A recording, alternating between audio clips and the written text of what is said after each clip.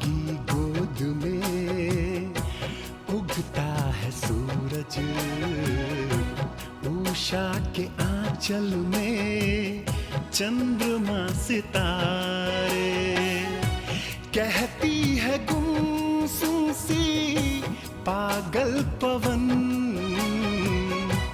कहती है गुमसुम सी पागल पवन, ये प्रेम में क्यों होता है, ये प्रेम में क्यों होता है। ईश्वर ने 84 लाख योनियों को उत्पन्न किया है। उन सभी में ईश्वर की ही अंशरूपी आत्मा निवास करती है। सबके जीवन की एक निश्चित अवधि होती है, सबकी अपनी एक भाषा होती है और सबका जीवन जीने का अपना एक अलग ढंग होता है। किंतु मैं वहां क्यों नहीं चलता जहां आचार्य शुक्र परिवर्तन का सुगंधित समीर प्रवाहित कर रहे हैं।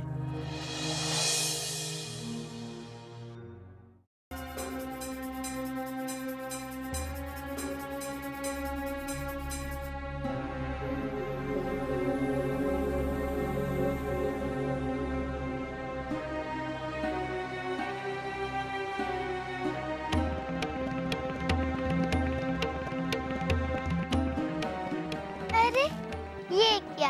ये दोनों सैनिक अपने अस्त्र शस्त्र यहाँ क्यों रख रहे हैं? चलकर पूछती हूँ। अरे सुनो। प्रणाम राजकुमारी जी। हाँ हाँ प्रणाम। किंतु ये बताओ कि तुम अस्त्र शस्त्र यहाँ क्यों रख रहे हो? कोई युद्ध होने वाला है क्या? ये तो पता नहीं राजकुमारी जी, हमें तो ऊपर से आदेश मिला है। ऊपर से? ये ऊपर कहाँ है?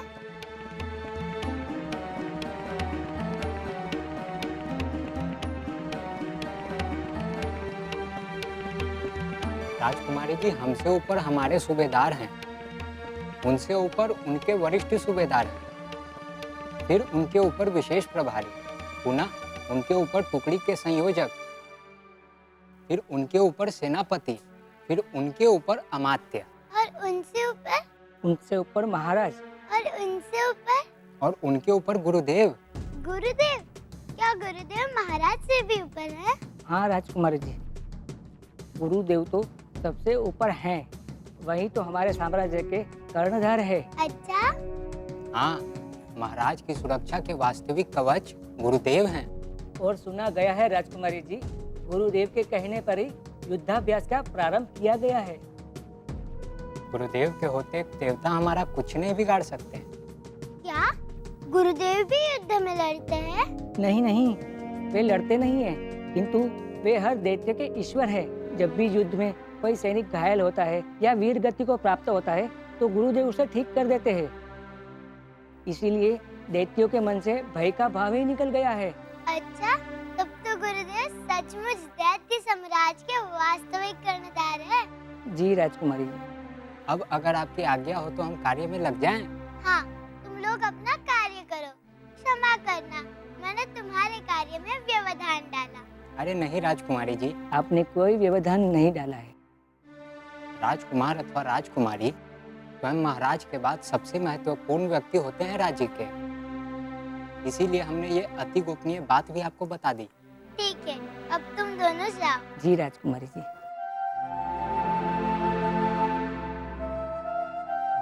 इतने महत्वपूर्ण है गुरुदेव, हमारे राज्य के लिए और स्वयं हमारे लिए भी।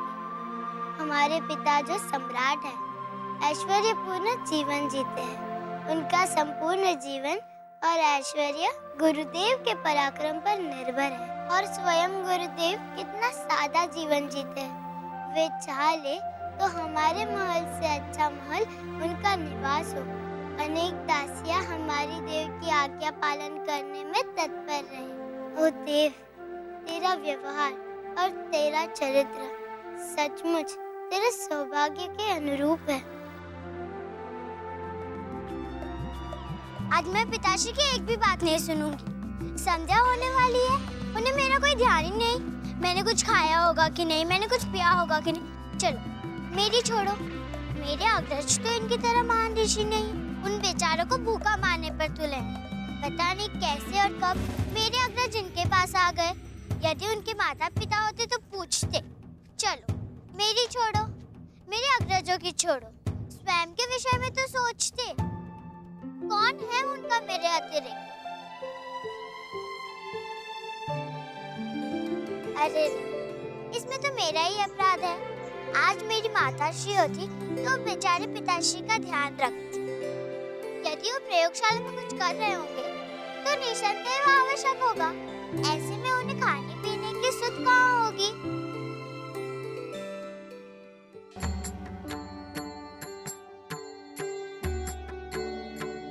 किंतु मुझे इनके समक्ष अपनी विनम्रता नहीं दिखानी है। अरे देव, आओ हमारे साथ यहाँ रस्सी ऐठो। मैं ऐठन करने नहीं, ऐठन छुड़ाने आई हूँ। ऐठन छुड़ाने? हाँ, ऐठन छुड़ाने, वो भी पिताश्री की ऐठन। छुड़ा ले ऐठन, अपने इस बूढ़े पिता की ऐठन छुड़ा ले पुत्री। बूढ़ा होगा कोई और। अगर आप बूढ़े होते तो अपना ध्यान स्वयं रखते। आपको पता है संध्या होने वाली है, और आपको पता है आपके पास ये दो नन्हे मुन्ने बिना माता पिता के शिशु ना जाने भूखे प्यासे क्या कर रहे हैं। अरे ले ले ले ले ले ले, मुझे इन शिशुओं का तो ध्यान ही नहीं रहा। आप स्वयं का तो ध्यान रखा करो। अब मैं स्वयं का ध्यान कैसे रखूं, जब मेरा ध्यान रखने के लिए हमारी माता श्री इस आश्रम में उपस्थित है तो।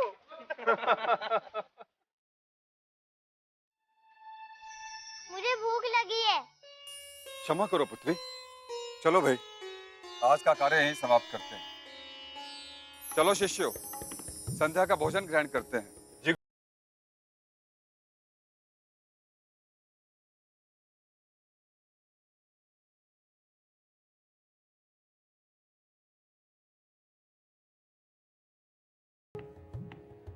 कड़े परिश्रम के बाद भोजन कितना स्वादिष्ट लगता है। किंतु गुरुदेव, हमने परिश्रम किया कहाँ? अरे सांकृति, तुम्हारे मस्तिष्क का विकास कब होगा? तुम्हारे लिए मात्र शारीरिक श्रम ही परिश्रम होता है, मानसिक श्रम भी शारीरिक श्रम से कम नहीं होता। पिताश्री, इनको सब कुछ पता है, ये मात्र आपको उलझाने के प्रश्न करते हैं। अकेले में मेरे सामने बहुत बड़े विद्वान बन जाते हैं, और आपके समक्ष आते ही नन्हे शिशु। एकदम सत्य कहा देव ने। क्या सत्य कहा? बस उसकी हाँ में हाँ मिला देते हो। पिताश्री, आज मुझे आपसे ढेर सारी कहानियाँ सुननी है। ढेर सारी कहानियां? हाँ, हमने भी सुनेंगी। कहानियां तो अवश्य सुनाऊंगा, किंतु यहाँ नहीं। यहाँ नहीं तो? चलो मेरी शैया के पास। शैया के पास, जिससे कि मैं कहानियाँ सुनते सुनते निद्रा देवी की गोद में चली जाऊँ। हमारी अनुजा बहुत बुद्धिमान हो गई है। अग्रज, आप मुझसे बात ना करो तो अच्छा है। किंतु क्यों अनुजा? मैंने कुछ अप्रिय बातें कर दी? अप्रिय तो नहीं, किंतु प्रिय भी नहीं, क्योंकि आप मुझे सदैव चिढ़ाने की युक्ति ढूंढते रहते हैं। मैं भला क्यों चिढ़ाऊंगा? तुम मुझ पर लांछन लगा रही हो। और वैसे तो निद्रा देवी की कृपा अष्टक पर अधिक रहती है। और तुम पर कौन सी देवी की कृपा है? क्षुधा देवी। देव, तुम सदैव मेरे भोजन के पीछे क्यों पड़ी रहती है? इसीलिए भ्राता सांकृति, क्योंकि हमारी अनुजा को तुम्हारे लिए अधिक भोजन बनाना पड़ता है। क्यों देव, मैंने सत्य कहा ना? पूर्ण रूप से सत्य। चलो।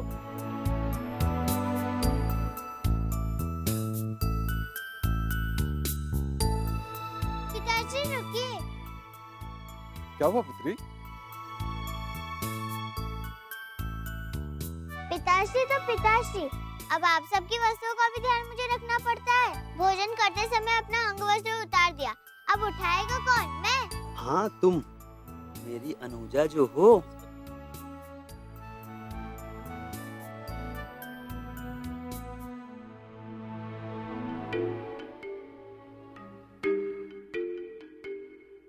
ये प्रेम में क्यों होता है?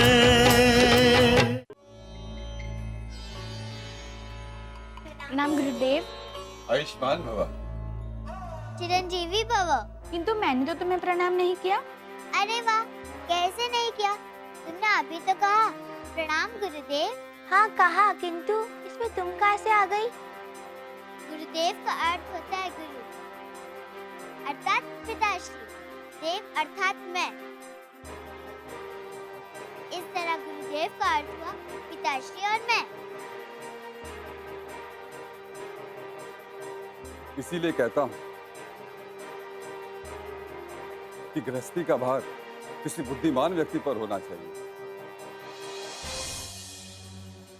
और मेरे देव से अधिक बुद्धिमान और कौन है? इसीलिए गृहस्थी का भार हमारी अनुजा देव पर है गुरुदेव। तुम्हारा कथन सत्य है। इसलिए हमें गृहस्थी की चिंता करने की कोई आवश्यकता नहीं है गुरुदेव। और नहीं तो क्या, हमारी अनुजा देव ज्ञानवान है, बुद्धिमान है, और तो और गृह कार्य में भी दक्ष है। फिर हमें चिंता करने की क्या आवश्यकता? इसका अर्थ ये है गुरुदेव कि हमें उपहार, भोजन आदि की चिंता नहीं करनी चाहिए गुरुदेव। चिंता तो करनी होगी अग्रज, भोजन व्यवस्था की नहीं तो समय अनुसार भोजन ग्रहण करने की। अर्थात पिताश्री को भोजन और उपहार ग्रहण करने का ध्यान तो रहता है। कार्यशाला में प्रवेश करने के बाद सब कुछ भूल जाते हैं। कार्यशाला? अरे हाँ, वही प्रयोगशाला। किंतु मैं तो उसे कार्यशाला ही कहूँ। दिवस हो अथवा रात्रि, कार्य कार्य कार्य। यदि मैं इनके स्वास्थ्य का ध्यान ना रखती तो अरे पिताश्री, स्वस्थ तन में ही स्वस्थ मस्तिष्क का वास होता है। अरे वाह, मुझे तो ज्ञात ही नहीं था। स्वस्थ तन तो स्वस्थ मस्तिष्क, स्वस्थ मस्तिष्क तो उत्तम विचार। हाँ वही तो। हाँ वही तो।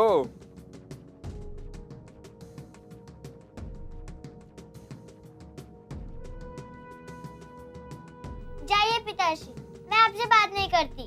अरे ले ले ले ले ले ले ले ले, मेरी देव कन्या रुष्ट हो गई। अष्टक, सांकृति। जी गुरुदेव। हमारी देव कन्या को तुमने रुष्ट किया, इसका तुम्हें दंड मिलेगा। क्षमा गुरुदेव, हमसे भूल हो गई। क्षमादान मैं नहीं दे सकता, देव से मांगो। यदि इसने क्षमा कर दिया तो ठीक, अन्यथा क्या गुरुदेव? ये तो देव ही जाने।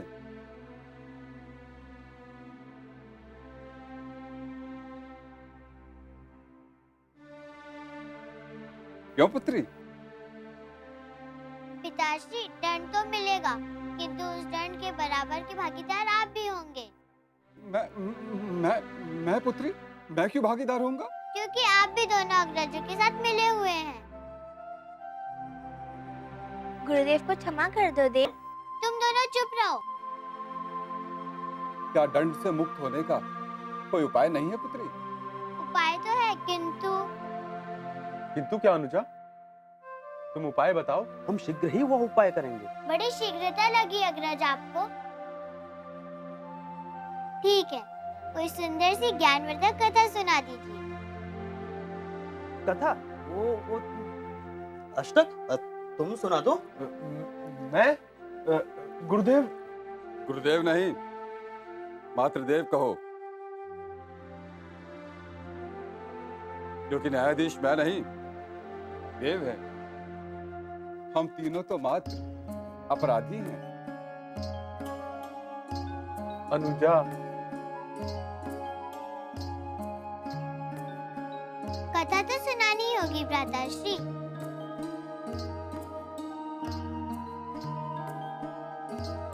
आप लोग नहीं तो आपके गुरुदेव ही सही। हाँ गुरुदेव सुनाएंगे। वो तो मुझे पहले ही पता था। क्या?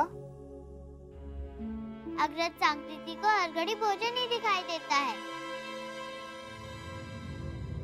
और भ्राता अष्टक आपकी निद्रा तो कभी पूरी नहीं होती।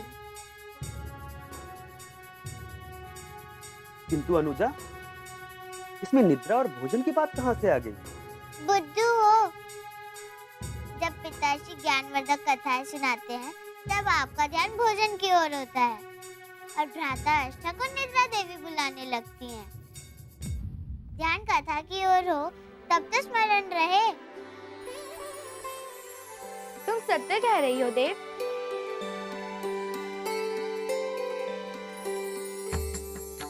अब बचे पिताश्री। आपका जो आदेश होगा हमें शिरोधार्य होगा। गुरुदेव, कोई प्राचीन कथा। गुरुदेव, कुछ सृष्टि विषय कथा। बालक बालिकाओं की कथा। नहीं नहीं, पक्षियों वाली कथा।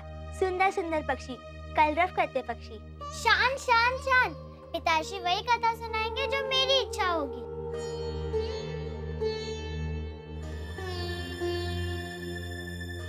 ये प्रेम में क्यों होता है?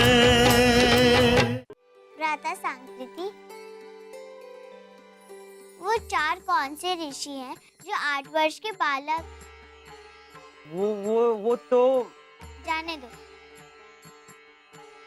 इन्हें तो ज्ञात ही नहीं होगा और अष्टक भैया से तो पूछना ही व्यर्थ है। पिताश्री, आप बताइए ना। मेरी प्यारी लाडली, तुझे कुछ भी विस्मृत नहीं होता। कदाचित इस विषय पर मैं कहीं चर्चा कर रहा था, किंतु किन्हीं अप्रत्याशित कारणों से कथा अपूर्ण रह गई थी। आज मैं उसी कथा को पूर्ण करता हूं।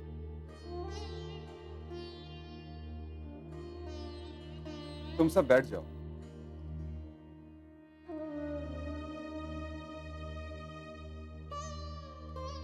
जब ईश्वर ने परम पिता ब्रह्मदेव को सृजन कार्य का आदेश दिया तो पहले तो ब्रह्मदेव को कुछ समझ में नहीं आया कि सृजन कैसे किया जाए। तब ईश्वर की अनुकंपा से उन्हें ऐसा आशीर्वाद प्राप्त हुआ जिससे उनके मन में आई परिकल्पना मूर्त रूप में उनके समक्ष आ जाती थी। इस प्रकार मानसिक सृष्टि के अनुसार उन्होंने ओम नारायण नमः, ओम नारायण नमः।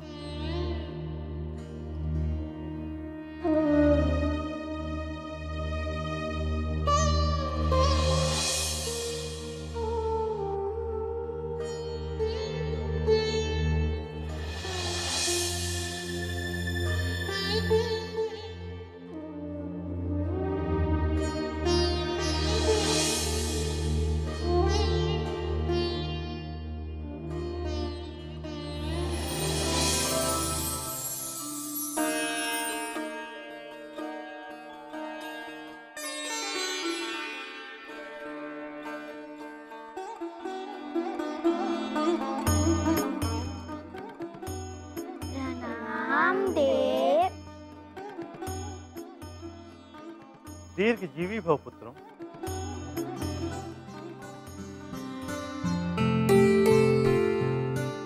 हम कौन है देव? तुम मेरे पुत्र हो। मैंने ही तुम्हारी उत्पत्ति की। तुम चारों ही मेरे पुत्र हो। प्रणाम। आयुष्मान। हे आदरणीय जनक, हमारी जननी कौन है?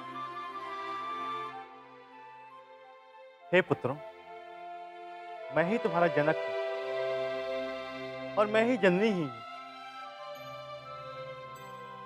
अर्थात तुम सभी मेरे मानस पुत्र। मानस पुत्र?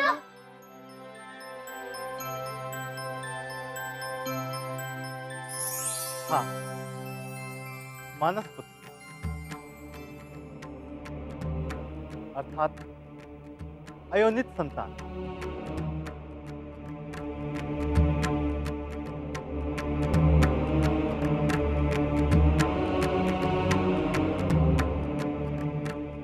आओ पुत्रों, पिता के अंक में पुत्र सुख प्रदान करो।